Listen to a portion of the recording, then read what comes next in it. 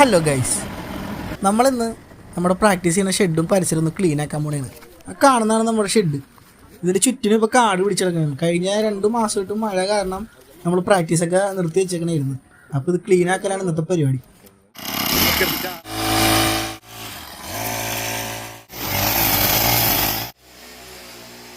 ഷെഡിൻ്റെ അകത്തും വെള്ളമൊക്കെ കയറി പൊടിയൊക്കെ പിടിച്ച് കിടക്കണേണ്ട ഗൈസ്. നമുക്ക് ഇതും ക്ലീൻ ചെയ്യാനുണ്ട്.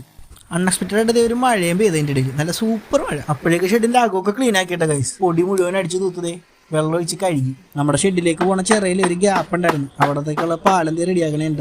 അപ്പോൾ നമ്മുടെ ഷെഡിലേക്ക് പോണ പുല്ലും കാടൊക്കെ വെട്ടി ക്ലിയർ ആക്കിയിട്ട ഗൈസ്. ഇതാണ് നമ്മുടെ ഫൈനൽ ലുക്ക്.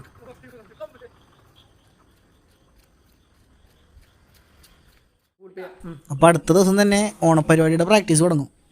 അപ്പോൾ ഓക്കെ ബൈ.